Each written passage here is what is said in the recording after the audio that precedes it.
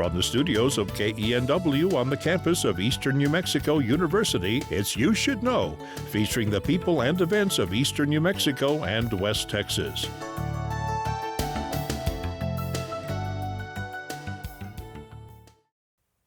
Welcome to You Should Know. I'm your host, Evelyn Ledbetter, and today I have the pleasure of having TJ Cathey with me. He is the Portales Fire Chief. TJ, so nice to have you here today. Thank you for having me. I appreciate it. And this is an exciting topic that we're going to dig in the Safe Haven Baby Box. But yes, ma'am. Let's learn a little bit about you first. Tell me a little bit about your background and family. So I grew up in Dora, so I didn't make it far from home. I'm a third generation volunteer, second generation EMT, but first generation full-time paid firefighter. I started with Portales in September of 2005. So it's just over 19 years that I've had the privilege of serving this community. Well, and before we go any further, thank you for all your service. Yes, and ma'am. I know it's not an easy or simple job. No, ma'am. And when I was in finance at the hospital, actually, that's where I got to know you a little Yes, bit ma'am. more. Was you worked out there as an EMT as well? Yes, ma'am. So that's a nice service and kind of works with the firefighter schedule as well. Yes. You guys aren't compensated nearly enough for what you do for us, so thank you. I appreciate that. And your family, so local. And Yes, ma'am. I've got 3 brothers and sisters that have all moved to various places to follow their dreams, and my parents still live in Dora, and this is a great community to raise a family in. Well, and you've got youngsters too. Yes, ma'am. My beautiful wife, Courtney, is a nursing instructor at CCC. She actually has 2 degrees from EMU. Then our 2 boys are enrolled here at Portales. Okay. One is 12 and in 7th grade. His name's Aiden. And then our youngest, Jace, is in 4th grade, and he's 9. And Keeps you busy. Yes, ma'am. Well, and we were talking a little before we came on the air. Your wife actually took a cast off of my son's arm Yes, after a ma'am. motorcycle wreck. So definitely, and medical services in a small community are a challenge. Yes, ma'am. So kind of tough to go along with this. Well, let's talk about, I was going to ask you anything you want to share or you don't want to share, that'd be even better. Let's just dig into it. Let's dig into it. Yes, ma'am. Well, this was the Safe Haven Baby Box. So that's something that's been installed at the fire department. And let's dig back into how this even came about and got started. And tell me what a Safe Haven Baby Box is. So it's a really great device that's designed to protect a surrendered infant. It's got its own heating and cooling system as well as alarms. It provides appropriate temperatures for the surrendered infant and the alert to first responders that it's been utilized and that a baby needs care. How did this first kind of get started of even having one placed in Portales? So it was a huge community effort between the Right to Life and the city of Portales. Our city council, mayor, and city manager were nothing but supportive of this the entire time. When Right to Life came and spoke to me, they didn't really know me or anything, and they were kind of surprised that it was so easy for me to say, yeah, let's do it. Right. But as first responders, anything that protects life, we're going to be on board.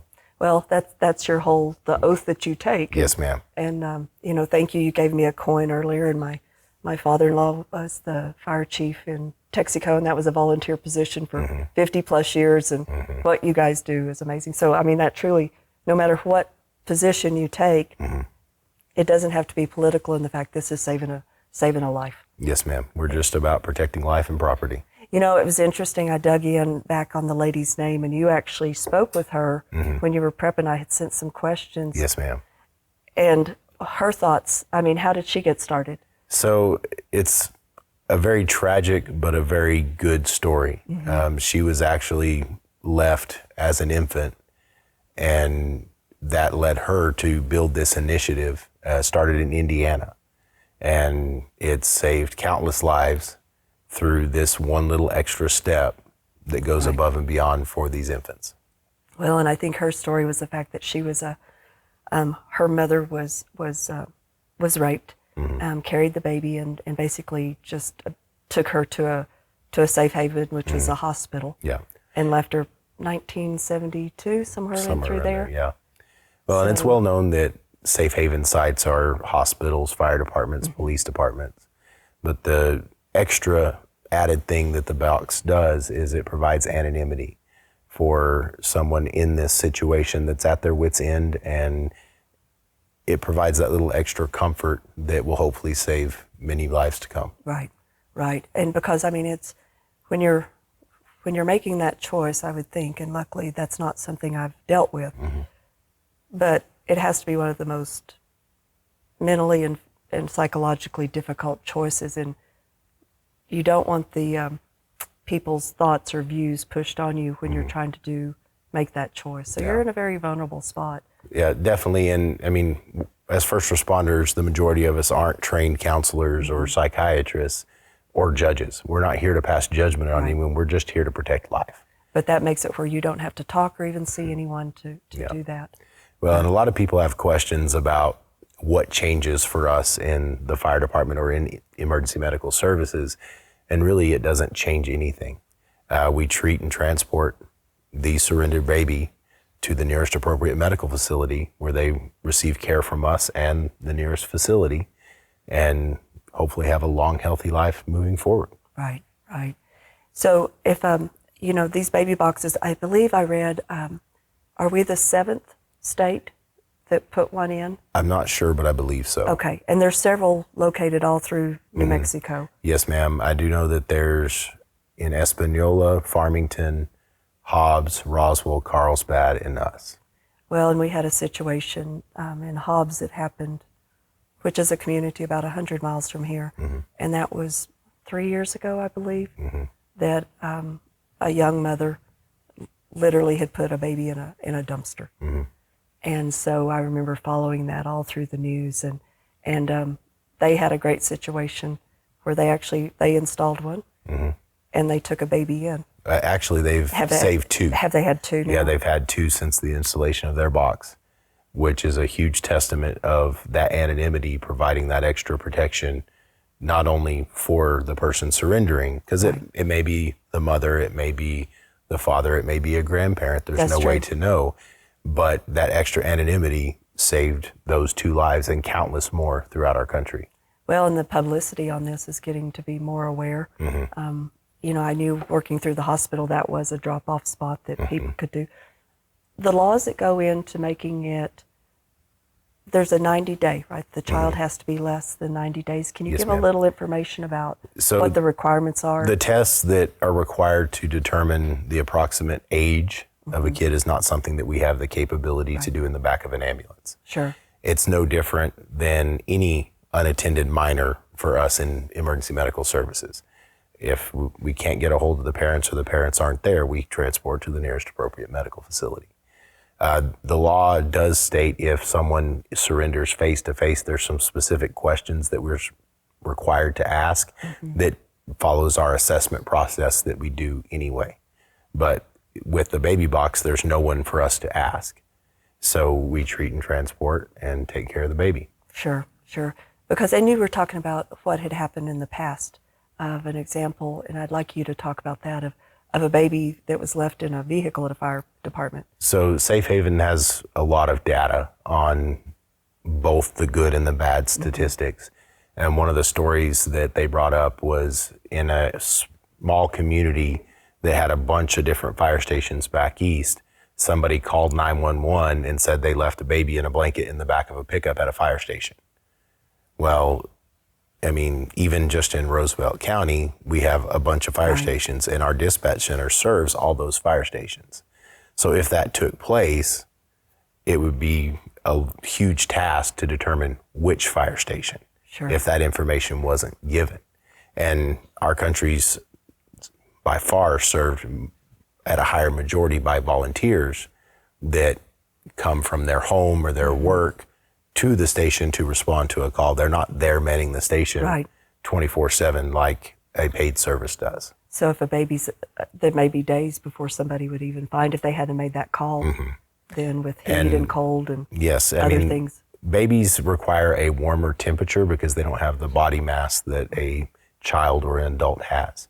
And that's why Safe Haven actually has a medical director on staff that helps with the design of those baby boxes to be specifically tailored toward those babies that are 90 days or younger. Okay.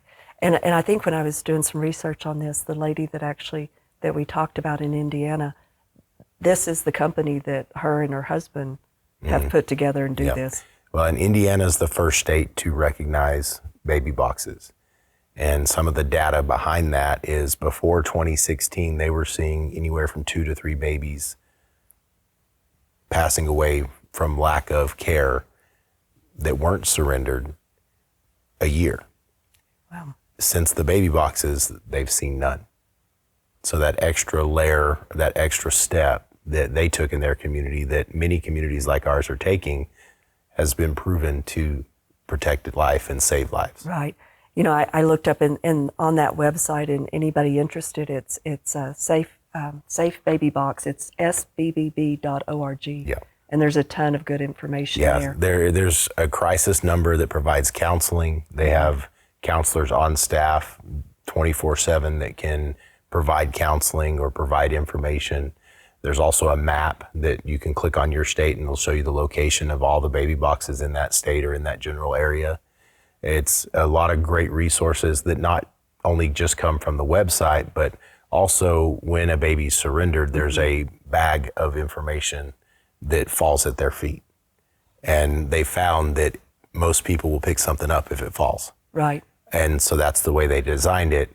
And this packet comes with information not only about the safe haven law in our state for our box, but also counseling information, safe haven registry, a bunch of different resources as far as going above and beyond.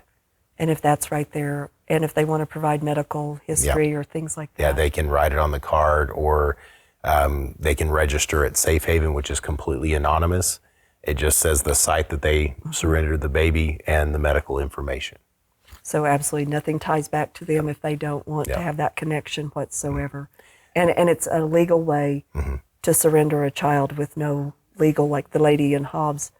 She was a young girl, and I think she's serving 16 years in prison through this, but there wasn't an option there. Yeah. She didn't know of it or didn't take advantage of it. Yeah, the unfortunate events in Hobbs are tragic, and my heart goes out to the baby and the mother and everyone involved, and especially the first responders. Yeah. I mean, the job that we do is not easy. Not everybody is equipped to do the job, and I would a lot rather our personnel find a baby safe and sound in a baby box than any of the other alternatives that don't protect life. And this just gives that other option of something that can be done. And the stats, this was interesting on that same website, on the Safe Haven Baby Box. There's, at this time, this was December of 23, there are 15 states that have the Safe Haven boxes. At that time, 37 babies saved, and the total boxes in the U.S., 186. Wow. So they're getting there. And I thought what was interesting was, you know, I had sent you some topics that we might discuss today, and you put a call in, and this lady called you right back. The CEO and founder emailed me right away and said, hey, give me a call. And then she was more than willing to provide the data and the information and provide anything that we needed to get the news out and the answers out, so that people that are facing a situation that they don't know what to do, they have the resources that they need. Right, right. And that's pretty phenomenal. So this started, and you said it was a group here that actually, the funding, the cost on this was around 15 or 16,000. Somewhere around there. But, you know, a lot of people didn't understand that, and honestly, it was unique, because most places the city just paid for the box and the installation. But in our community, we had partners that they wanted to fund it through donations through the Right to Life.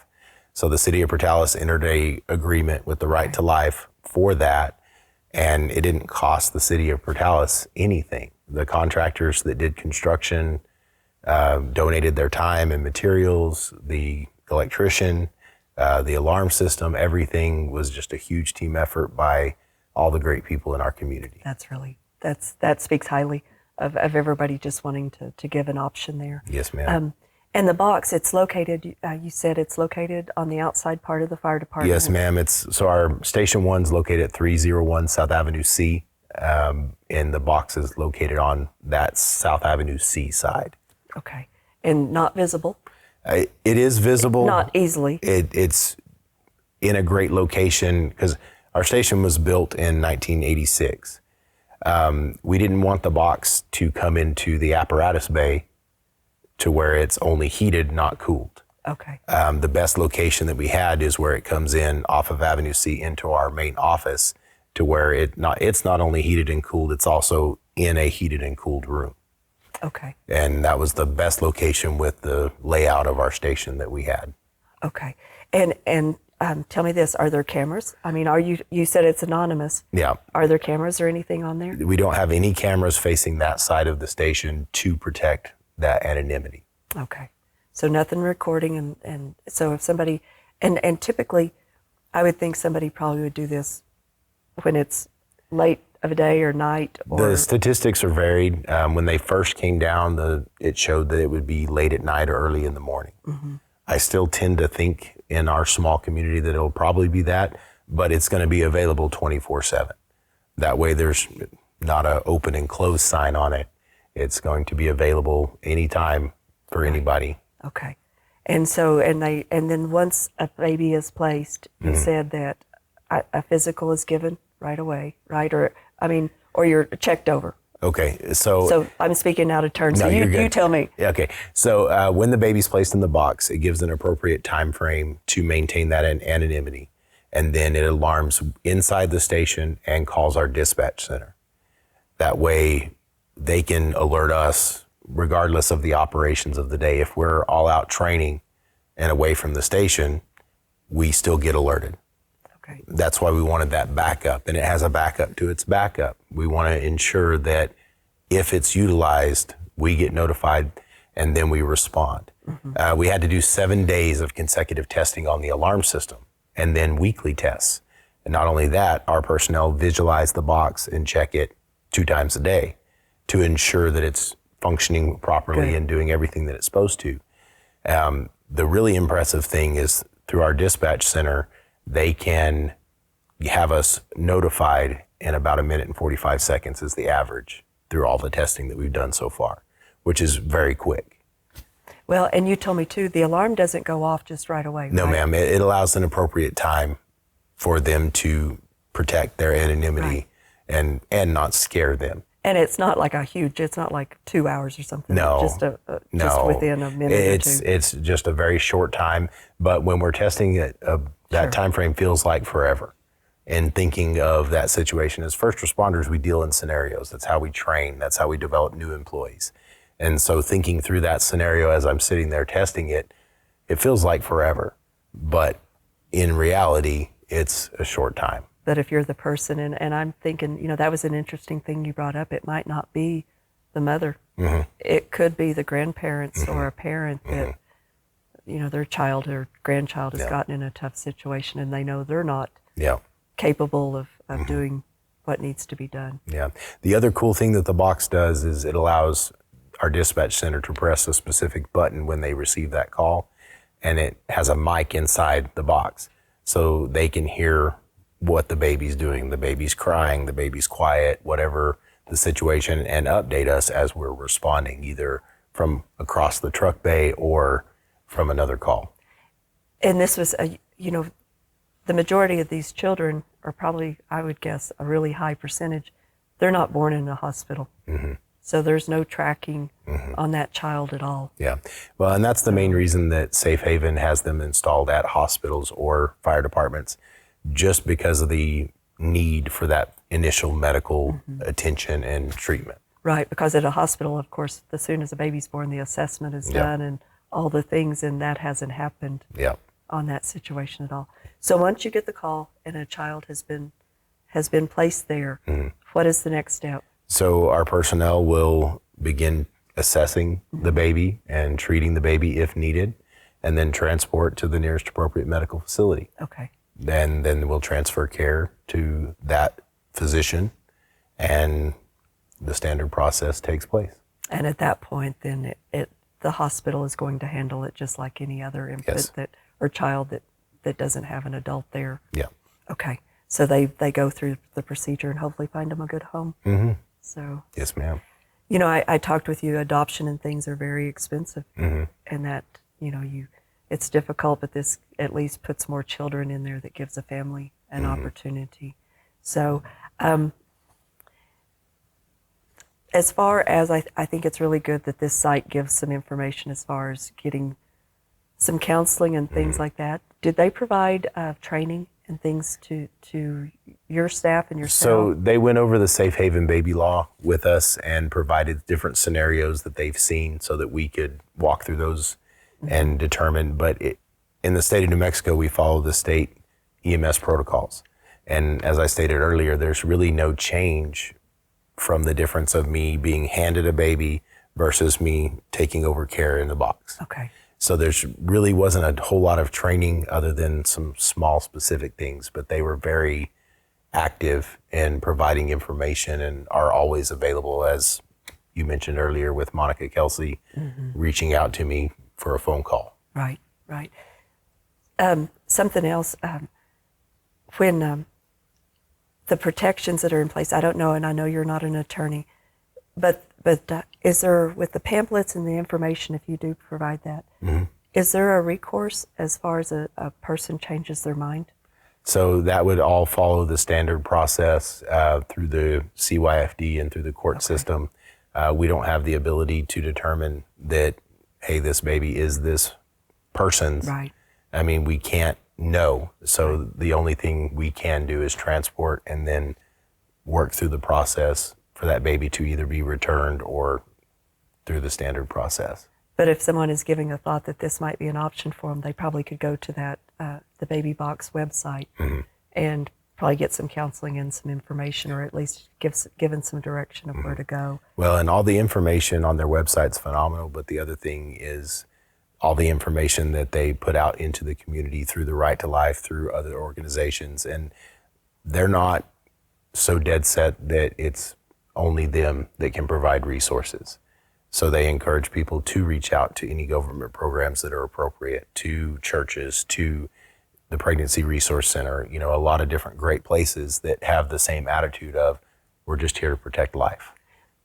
For our baby box here in Portales, how will that be financed ongoing? Is it through donations, or the city isn't paying anything? Well, the only thing the city covers is the little bit of electricity that runs the box. Any maintenance, the Right to Life has agreed to pay for through donations. Okay. And so if people are interested in getting something like this in their communities, Definitely look on the website, contact Safe Haven Baby Box or any company that aligns with their personal beliefs to protect life. well, and you said a lot of the times the births that happen, the boxes are used in an area that they may not live because they don't want people to recognize them or know anything or have the ramifications and the fallout that can happen. Well, the best thing about a small town is you know everybody. The worst thing is everybody knows you. That's true. That's true. So it provides that extra anonymity. Okay, that you could do that. And this was a long process. Yes, ma'am. I think you said 3 years. Roughly 3 years, yes, ma'am. And so by the time it was put, the first step, somebody came and talked to you, or did they talk to the city? No, they came and spoke with me to see, which Safe Haven always directs people that are interested to talk to the fire department or the hospital or wherever they want to put it first to make sure they're on board. And then it fell on me to speak to the city manager and talk to city council and put the ordinance in place that allowed it to happen. Okay.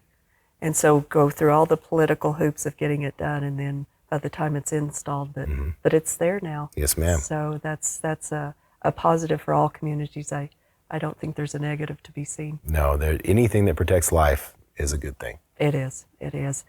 Well, you know, we appreciate everything you do at the station and the leadership roles, and I know the things that you deal with there's good and there's ugly in with it, but tough situations. Yes, ma'am. And your whole crew and everybody else, you know, I think all of us in this area, we feel very supported in our care through our fire department. So thank you. I always shock people because when they say nice statements like that, it's like, well, I hope you never need us. That's true. Yeah, you're the person we want, but we never want to have to call you. Yes, ma'am. Well, TJ, thanks so much for coming in and talking with us today. Appreciate it. Yes, ma'am. And to all of you for watching today, we appreciate it. And we will see you next time. Cheers.